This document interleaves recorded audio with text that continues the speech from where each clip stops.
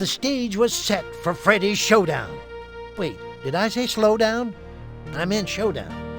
No. I did say Showdown, didn't I? I thought I did. Weren't sure. Anywho, now that Freddy was wearing his silver ear thing and his old gunslinging duds, nobody except Srini recognized him. Not even Sadie Overy or Penelope knew who he was. They thought Freddy had skipped town, and they thought this new guy was just a handsome, silver-eared stranger who happened to be especially up on his pharmacology. Now, Freddy didn't have a lot of time to lose because things in Course Gold was getting worser and worser.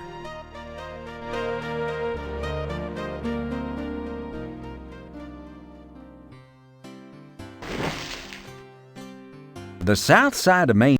Carrie Sue ought to be in school, but she's wandering the streets instead. The general store looks closed. Maybe it's your keen intuition. Maybe it's that razor-sharp second sense you have. Maybe it's that closed sign on the door that you'd trip over if it were any bigger.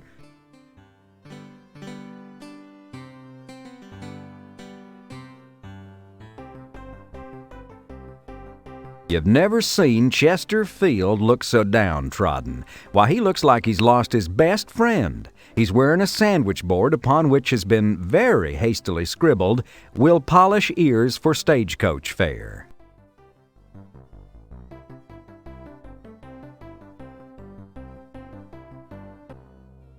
Hoping Chester won't recognize you with your new disguise, you approach him with a friendly smile.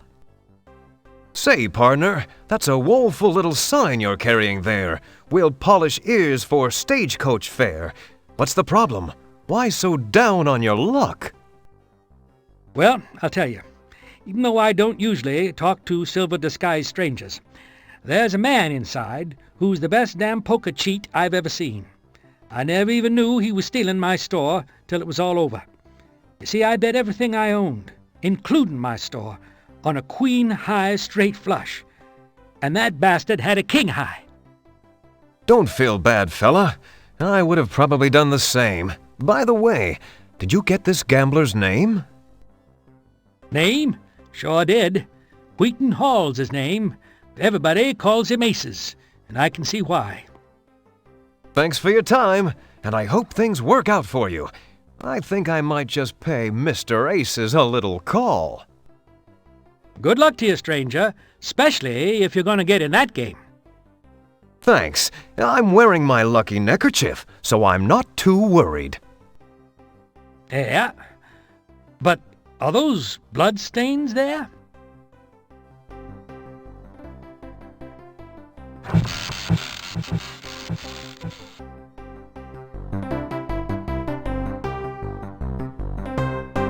Sam, what the devil is going on here? Do I know you? How could you let this scoundrel swindle people out of their homes and life savings? And you are... I'm wait a minute. No, never mind. You don't know me. But the folks of Course Gold are losing their shirts to this lying, thieving, cheating, low-down, no-good, scum-sucking drifter. Please, sir, don't talk that way about the saloon's new owner. Yes, well, I just work here now. If you have any complaints or suggestions, feel free to put them in writing, and I'll be happy to pass them along to the new management.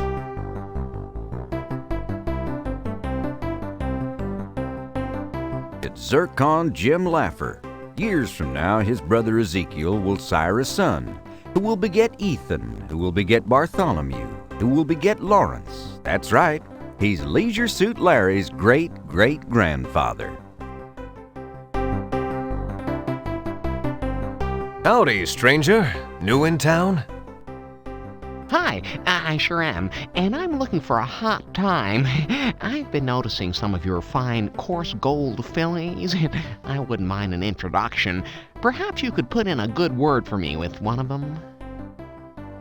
Of course, I know a lot of you boys gotta pay for your fun, but I figure a guy with my looks and breath, hey, they should be paying me, you know? Right? great.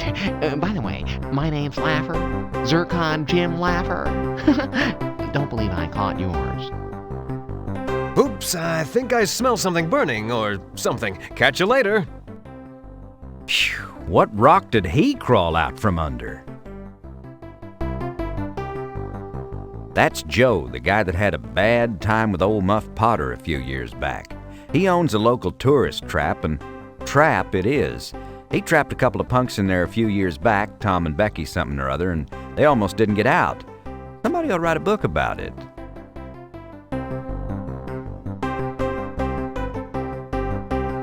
You're gambling the tourist center away? Say it ain't so, Joe. Joe grunts. That's the most you've ever heard him say. That's Muff Potter. Nice to see him and Joe getting along again.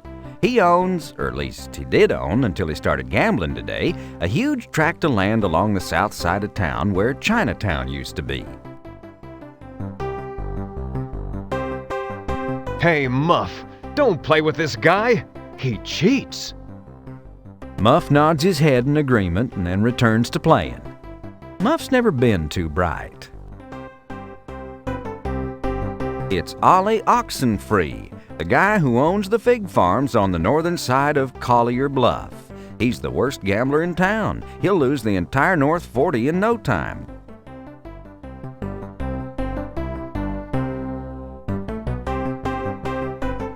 Ollie, listen to me.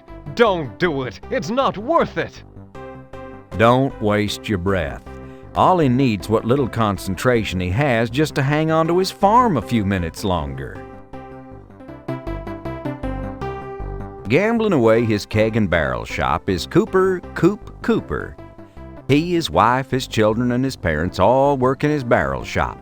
He's a Cooper, she's a Cooper. They're all Coopers. Wouldn't you like to be a Cooper too? Hey, Cooper, don't do it. You'll lose everything. He ignores you. You're spoiling his lack of concentration.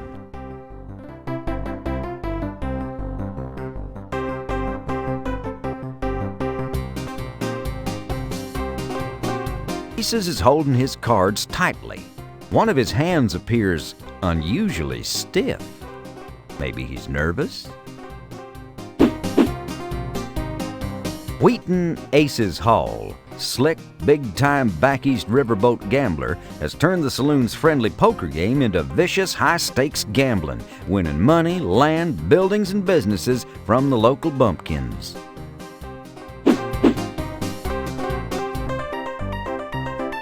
How's the game going, Slick? Who wants to know? Just interested. Well, it's going very nicely, Justin. I've won the deeds to the saloon, the cafe, the school, and several other plots of land. My employer will be pleased. I should have the rest of the town sewn up in just a few minutes.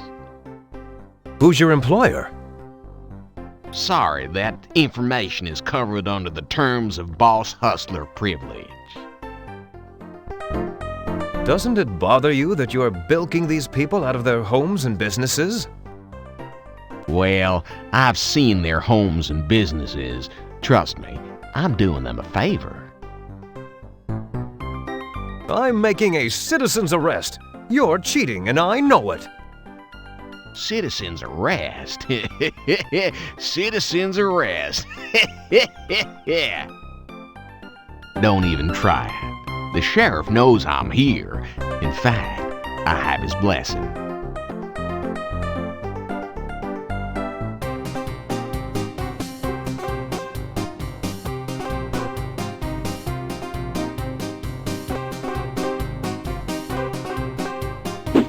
Score! You're cheating. That's a fake left hand. Your real hand is hidden under the table. You've been feeding good cards into your hand and taking away the bad ones. Why, yes, silver-eared stranger, you're correct. Almost. As you see, I have no cards under the table. I only have this. Now turn around, Silver Ear. I think I'd rather shoot you in the back.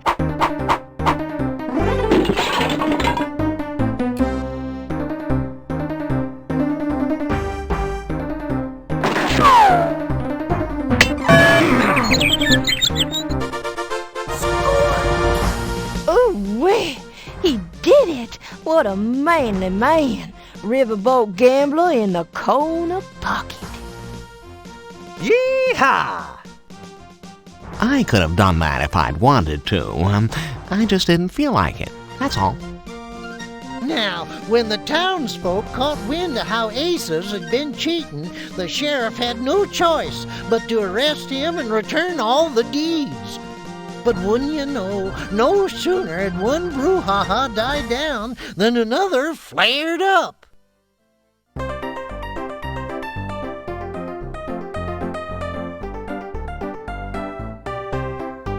Play it, Neville. Neville, in order not to lose track of the piece he's playing, says nothing.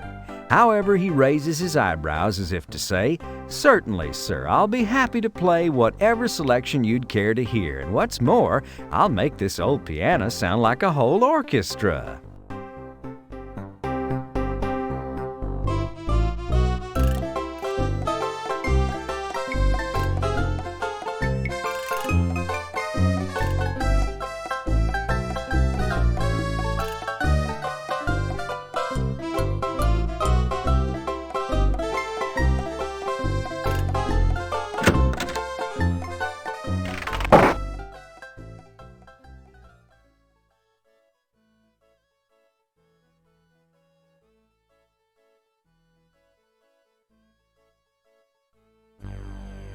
You encounter dozens of rowdy cowhands from that cattle drive outside of town who are carelessly firing their guns everywhere and frightening, not to mention killing, the locals. They shout, "Let's stampede the women and rape the cattle."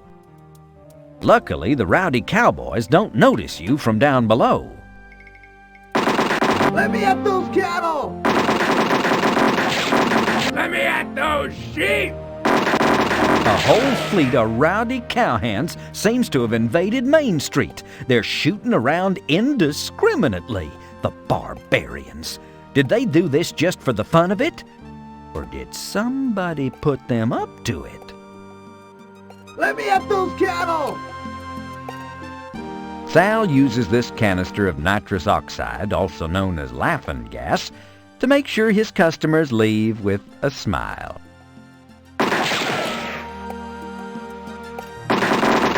Let me at those sheep! Let me at those cattle! Let me at those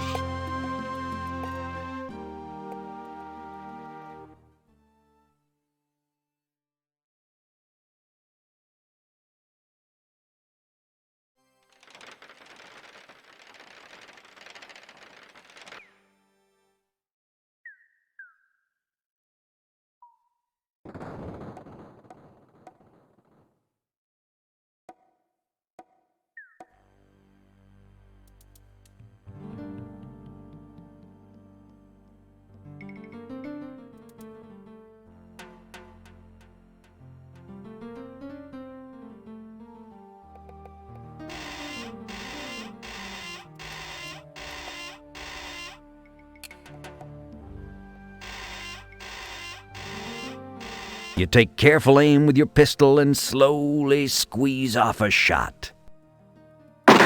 You did it! You shot off the canister's valve. Score!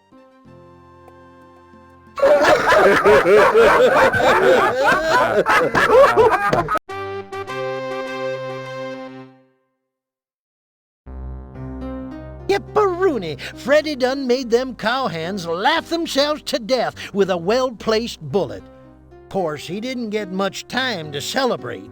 The sheriff and the banker and their unknown employer had figured that the mysterious silver-eared stranger might be just a little too much for them amateur rowdies to handle. So they'd called in some big guns from down south, just as backup, don't you know.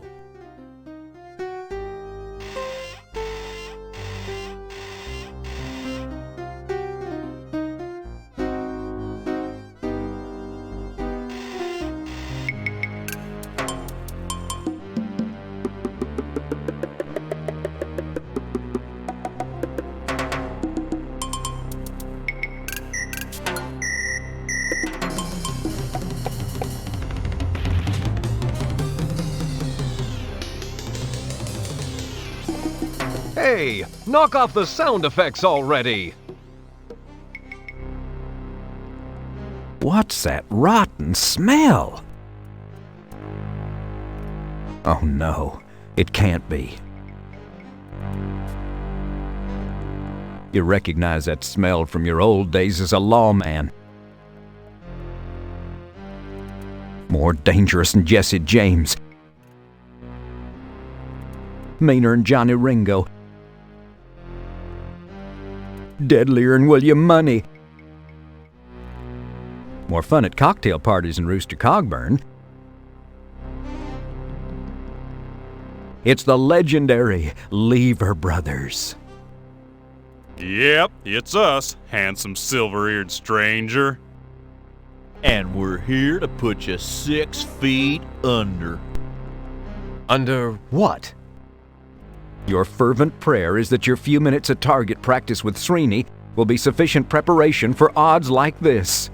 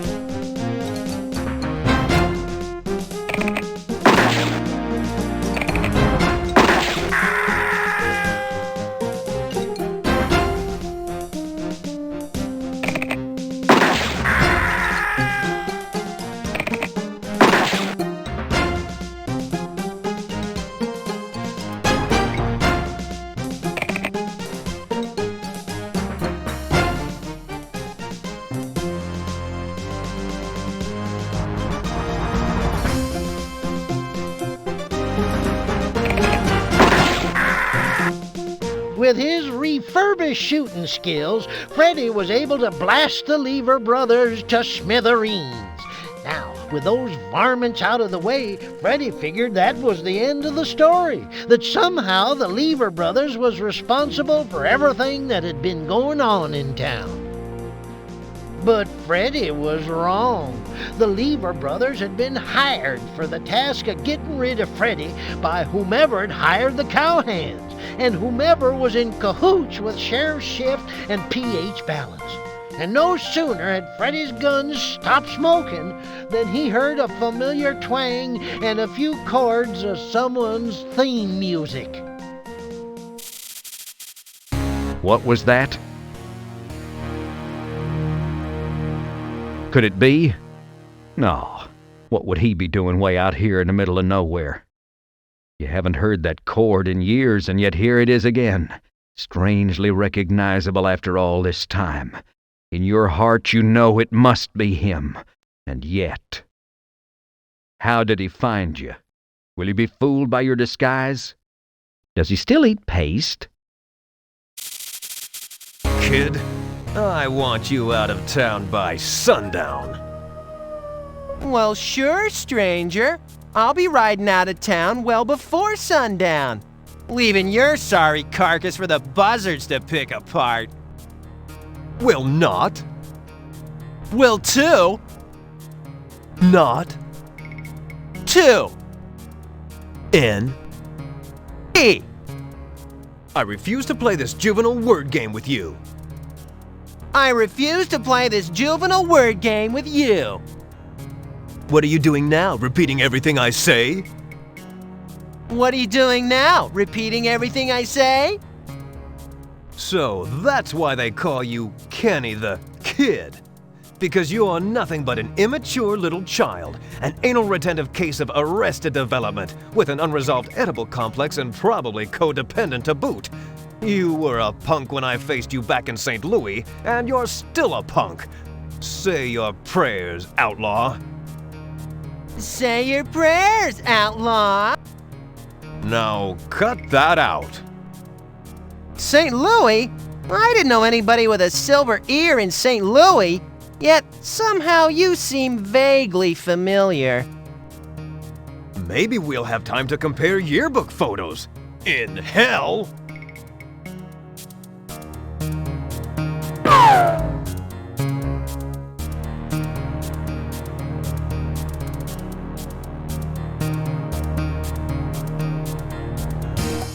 Well, you may have knocked the gun out of my hand, hero, but you couldn't stop me from hitting you anyway. Sorry I got a mite sloppy when I pierced your ear. Looks like you'll bleed to death in a few seconds. Guess now I can tell Penelope that you won't be interfering with her plans anymore. Penelope? What did he say? Your head's swimming, but you're sure he said Penelope. Could it be her? Could she be the cause of all this?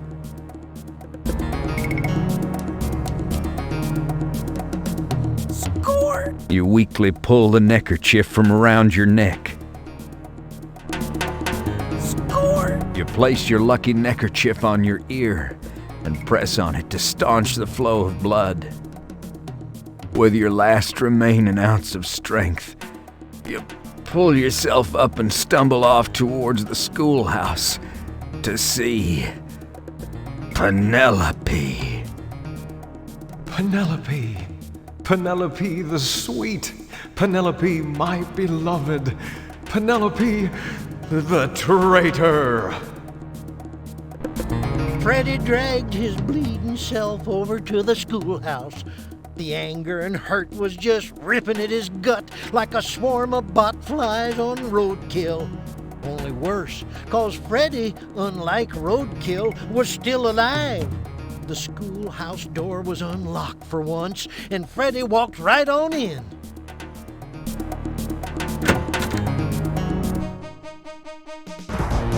When Freddy stepped inside, Penelope was standing at the desk, packing in a hurry. She didn't even notice him come in. Gazing at her like that, Freddy saw her for the conniving snake in the grass she really was. All the bitter hurt and betrayal and rage was too much for Freddy to hold down. It churned around inside of him and finally welled up, bubbling to the surface in a furious storm of outrage. Hey, Penelope, what gives? Oh, why, it's you. The silver handsome-eared stranger. Handsome silver-eared stranger, you mean? Oh, right. I thought Kenny had taken care of you. Ha ha ha! Are you kidding? He did just the opposite. He hurt me. Just look at my ear. Why, you poor man, you poor, brave cowboy. You're wounded. Here, allow me to tear a strip off my undergarment.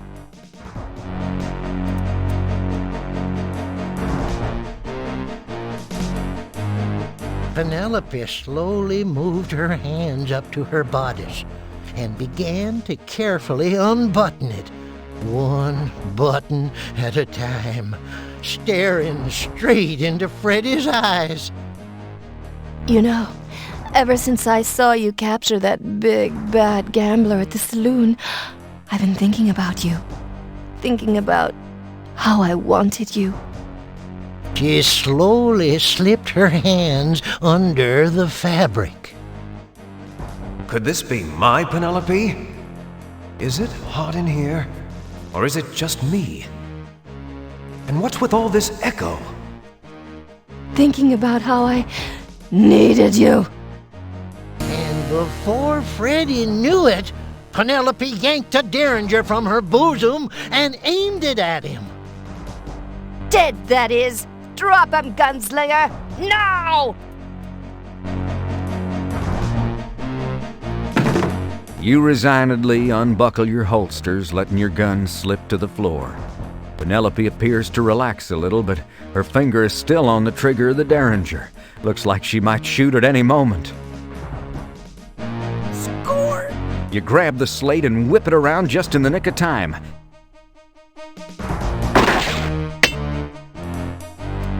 As you bend down to pick up your gun belt, Penelope hurls the derringer straight at your head.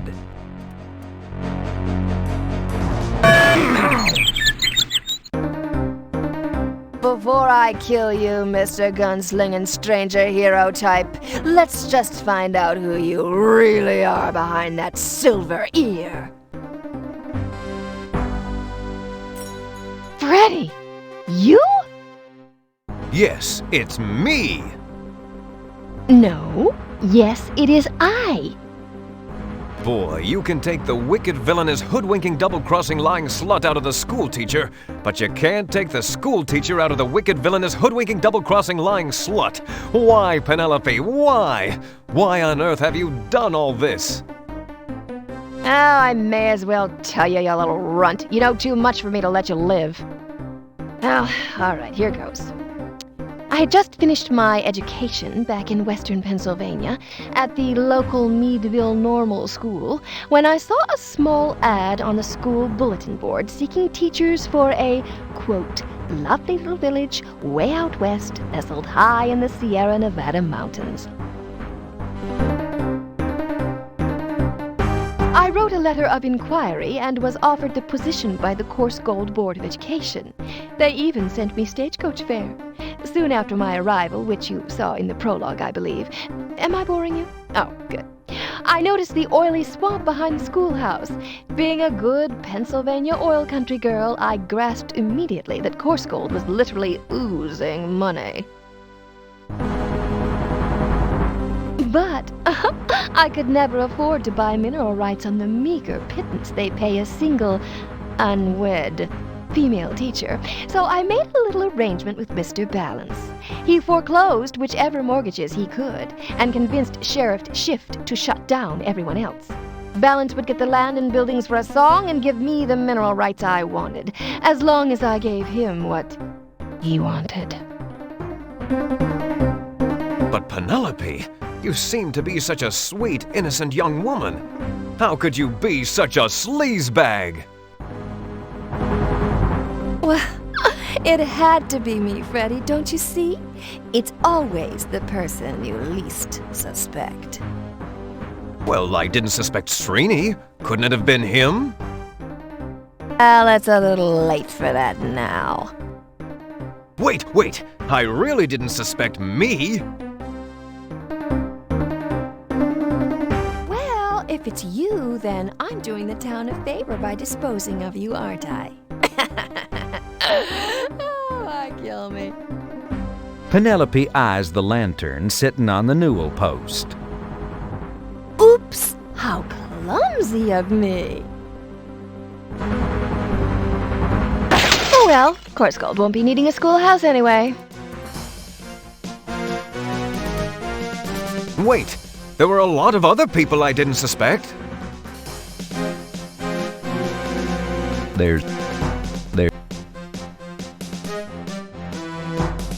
The ground feels like solid rock with a layer of dust on top. You scooch the chair closer and closer to your precious silver ear and just manage to snag it.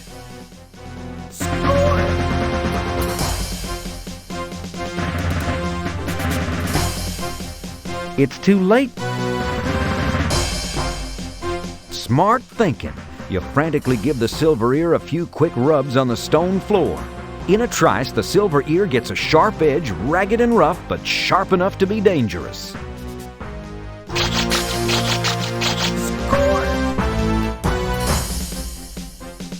That just does. You manage to slice into the ropes with the sharpened silver ear. Score!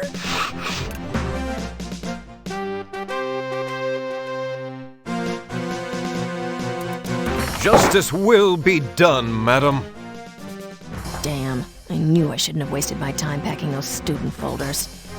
I shall allow you to choose the manner of your demise. Say what? Oopsie. Sorry, you took too long to decide. Penelope grabs one of the swords off the Civil War display above the blackboard.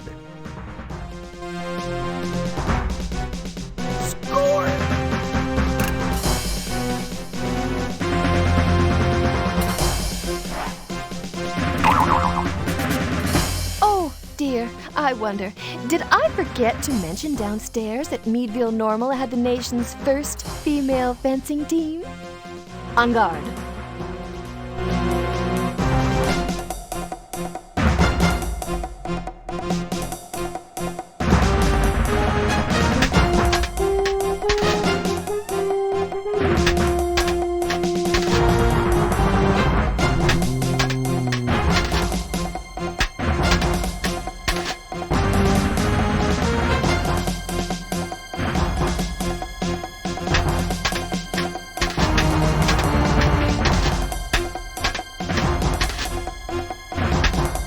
Curses! You foiled me!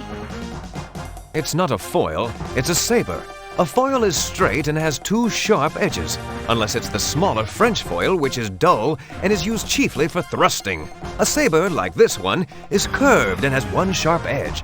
As a teacher and a member of the fencing team, you of all people should have known that. Oh no. Foiled, defeated, and corrected. Now I really feel bad. And thank God for my high school intramural sports program. Otherwise, I'd be fettuccine Alfredo by now. Score!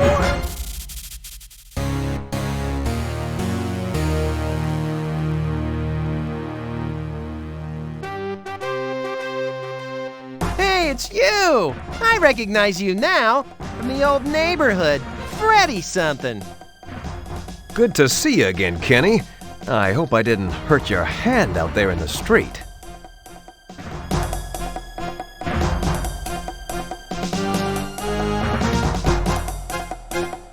Whoa, that was you out there?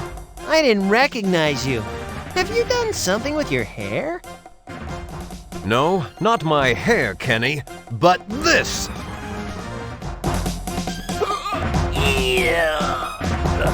Hurling your sharpened ear like a Chinese throwing star, you whip it at Kenny, catching him right in the throat.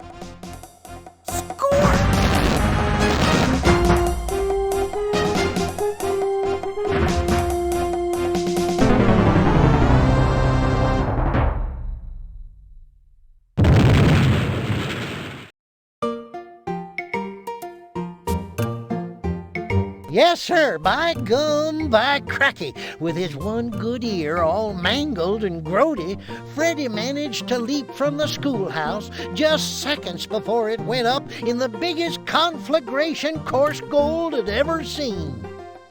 The truth came out about Penelope and how she'd been plotting to buy up all the oil rights. There was no earthly way she could have survived the blast. Still, it were curious how they never recovered her body. Sheriff Shift and P.H. Balance were run out of town on a rail. The townsfolk leased the oil rights to some big developers. Soon everybody was rolling in dough, sprucing up the town and revitalizing coarse gold.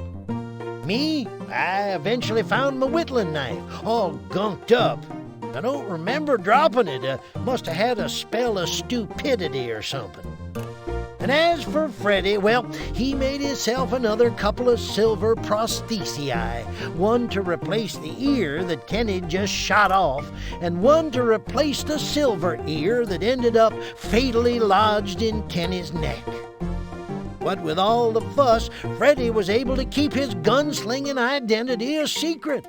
And it were a good thing, too, 'cause Freddy's adventures was far from over. But that little nipper is another story. Now get off my lap. You're starting to compact my vitals.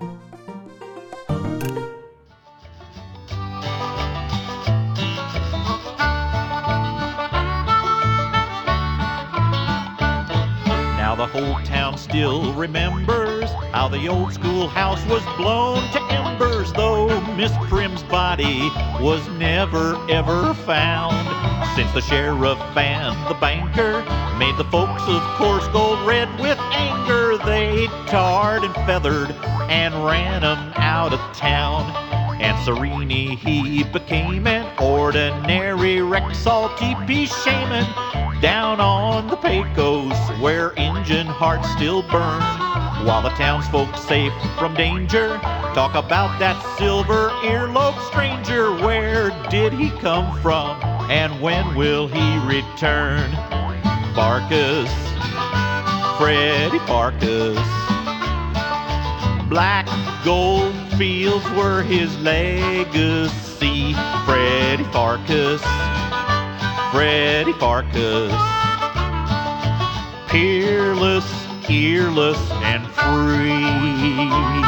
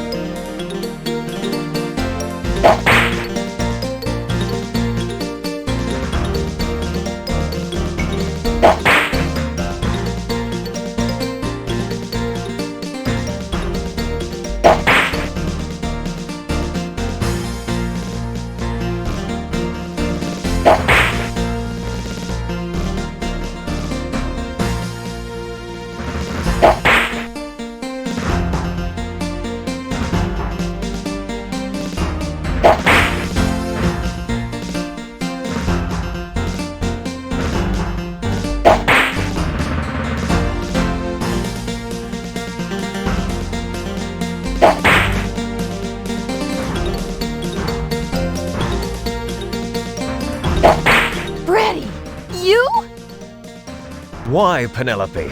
Why? Why on earth have you done all this?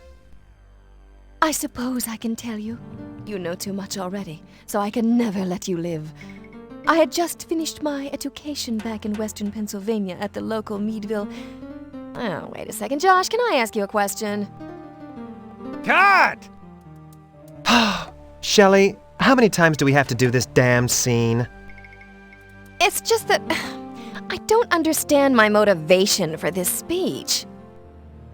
Oh, jeez. I mean, why would Penelope reveal all this to Freddy? Why doesn't she just kill him and get on with it, for crying out loud? Just do it, all right? I want to get home tonight. Look, I've got people coming in from the coast. This is about acting, Gil. You wouldn't know anything about that. Shell, it's just a plot device so that the audience understands what's going on. Otherwise, we leave a lot of unanswered questions. Oh, can't we just put it in the manual instead, Joshy, sweetie, booby, honey? It's just so dull. No, they might read it before they finish the game. Ready to take it again? All right, fine, I suppose. And action!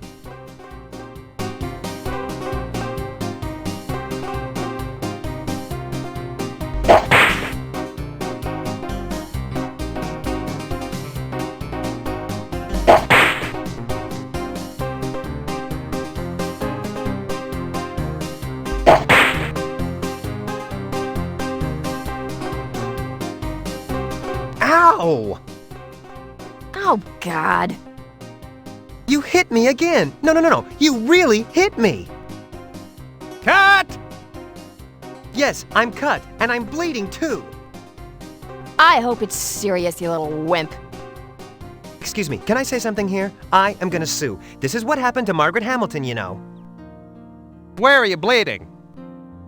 My finger. You'll never pick his ear with that finger again. Oh, you just shut up, Miss Thing. This is all your fault, you know. Can you suffer through one more take, Gil? Oh, sure, Josho, and I'll just bleed to death. But you'll have your game. That's what you want, isn't it? That's what you really want. That's all this is about. You. All right. Come on, let's do it. What are we waiting for? Come on, people, let's go. All right, come on, let's do it. What are we waiting for? Come on, people, let's go. We're losing the light. Gil, use the pain. Directed at Shelley. All right.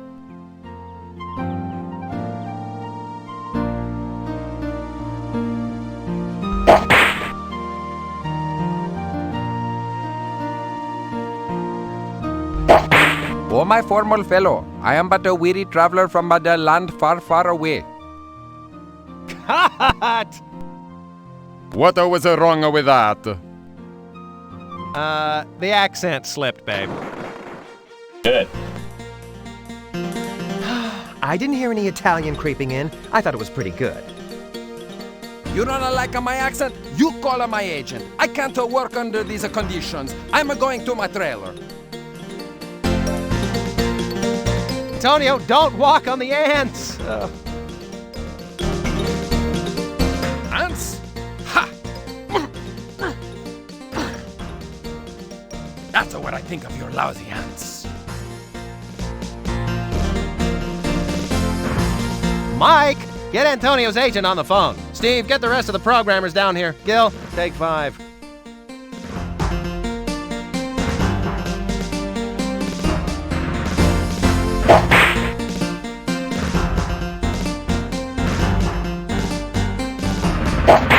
Double, stunt double. Hey, I said stunt double. I'm not gonna do this jump myself. I could break my neck. I'm going to my trailer. Gil, just do it. Oh, yeah, right. Like that's in my contract. My stunt double is supposed to handle this. She can't. She quit yesterday. Oh, really? Why? People, work with me here. Huh? I'm sensing reluctance. Now, please, just do the jump before we lose the assay set, all right? Oh, honey, doesn't this scene take place at night? Well, we're shooting day for night. It's cheaper. The artists will fix it in post-production. Oh, I see. Off the set, Millie! Oh, but I wanted to watch Gil break his neck. Get out! He's nervous enough about doing this scene without you watching him. Ready, Gil? This is ridiculous. I swear, I will sue if something goes wrong. This is what happened to Margaret Hamilton, you know. Just do it. And action! Ow! Workers' comp! Workers' comp! Cut!